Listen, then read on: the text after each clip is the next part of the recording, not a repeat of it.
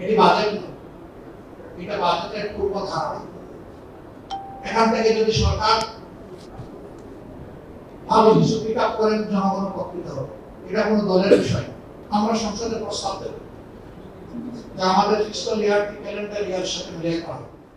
নির্বাচনের পরেও যদি জনগণের রায়ের প্রতি তৎকালীন সরকার যারা ছিলেন তারা সম্মান প্রদর্শন করতেন, তাহলে চিত্র ভিন্ন হতো। 47 সালে যে ভূখণ্ডটি অখণ্ড ভারত থেকে এবং ব্রিটিশ শাসনের হাত থেকে মুক্তি পেয়েছে, সেই সময় পূর্ব পাকিস্তানের যে সীমানা ছিল কার্যত আজকে তাই বাংলাদেশের সীমানা। সেই সময়টা যদি পূর্ব পাকিস্তান হিসেবে আমরা এই অঞ্চলের মানুষ একটা স্বাধীন দেশের অংশ না হতে পারতাম, তাহলে আমাদের ভাগ্যে কি হতো? এটি হায়দ্রাবাদের দিকে তাকালেই এর উত্তর পাওয়া যায়। উত্তর পাওয়া যাবে কাশ্মীরের দিকে তাকালে। আল্লাহ তাআলা সেই সুযোগ আমাদেরকে দান করেছিলেন, এই জন্য আল্লাহর দরবারে শুকরিয়া আদায় করি।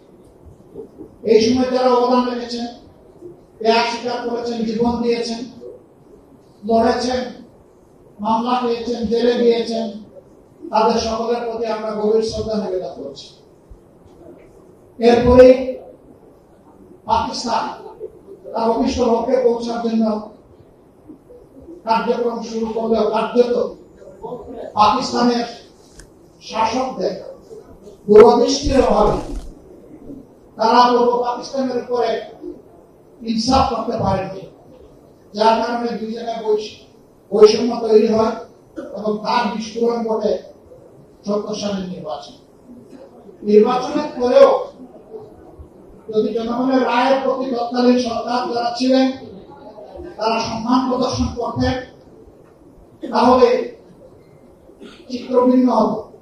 কিন্তু সেই সম্মানটুকু প্রদর্শন করতে ব্যর্থ হওয়ার কারণে একটা মুক্তিযুদ্ধ অনিবার্য হয়ে উঠেছিল। এই যুদ্ধে যারা জীবন দিয়েছেন, লড়েছেন, ত্যাগ স্বীকার করেছেন, মহান আল্লাহর দরবারে দোয়া করে আল্লাহ তাদেরকে শহীদ হিসাবে কবুল করুন। মাঝখানে বায়ান্নতেও একটা সংগ্রাম দিয়েছেন, আমরা তাদের প্রতি শ্রদ্ধা নিবেদন করি। ত্যাগ স্বীকারকারীদের মধ্যে যারা বেঁচে আছেন, আমরা তাদের প্রতি গভীর শ্রদ্ধা নিবেদন করছি। বলো বাংলাদেশ দ্বিতীয়বার স্বাধীন।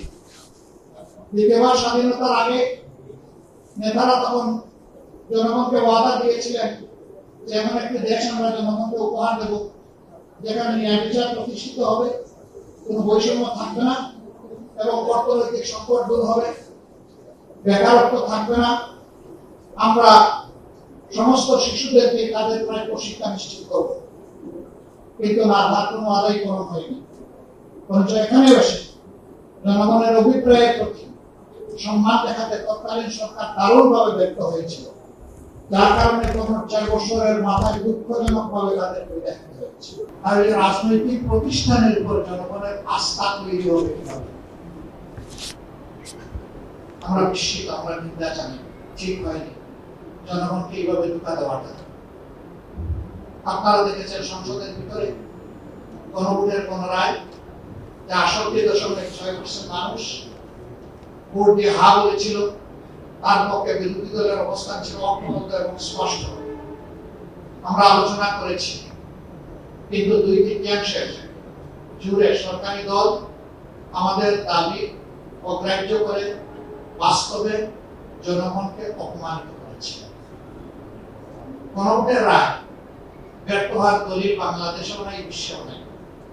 গণভোট বাংলাদেশের মতন ছিল না, এটি ৪র্থ গণভোট।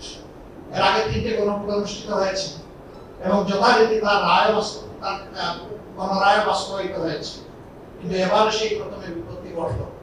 আমরা জানি কি জন্য ঘটেছে। আমরা যা আশঙ্কা করেছিলাম এখন তা স্পষ্ট হয়ে উঠেছে সমাজে। এটি বাজেট নয়, এটা বাজেটের পূর্ব ধারণা। এখান থেকে যদি সরকার ভালো কিছু পিক আপ করেন, জনগণ উপকৃত হবে। এটা কোনো দলের বিষয়। আমরা এই বাজেট কোনো দলের জন্য দিচ্ছি না। এই বাজেট 18 বা 20 কোটি মানুষের জন্য হতে পারে। আমরা যে প্রস্তাবনাটা জনগণের সামনে পেশ করব, এটা শর্ত আছে। এই বাজেট বাস্তবায়নের জন্য সততা, স্বচ্ছতা লাগবে। জবাবদিহিতা লাগবে। সততা, স্বচ্ছতা, জবাবদিহিতা যদি নিশ্চিত করা যায়, আমরা মনে করি যে বাজেট প্রস্তাবনা আমরা করব, সেটা অবশ্যই অর্জনযোগ্য, অর্জন করা সম্ভব। কিন্তু যদি সততা, স্বচ্ছতা এবং অ্যাকাউন্টেবিলিটি না থাকে, তাহলে যে বাজেট সরকারিদের ওই বাজেট কার্যকর হবে না।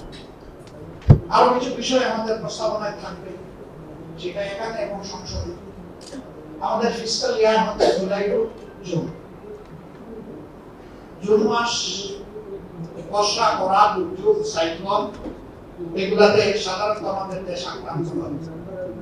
আমরা লক্ষ্য করি এডিপির একটা বিশাল অংশ শেষের 2 মাসে তাড়াহুড়া করে বাস্তবায়নের চেষ্টা করা হয়। এটি বাস্তবায়ন নয়, এটি হচ্ছে কোনরূপ মানুষ। এর সুফল জনগণ পায় না, কিছু অসৎ সুবিধাভোগীদের পকেটে সুফল চলে যায়। আমরা সংসদে প্রস্তাব দেব যে আমাদের ফিসকাল ইয়ারটি ক্যালেন্ডার ইয়ারের সাথে মিলিয়ে করা হবে।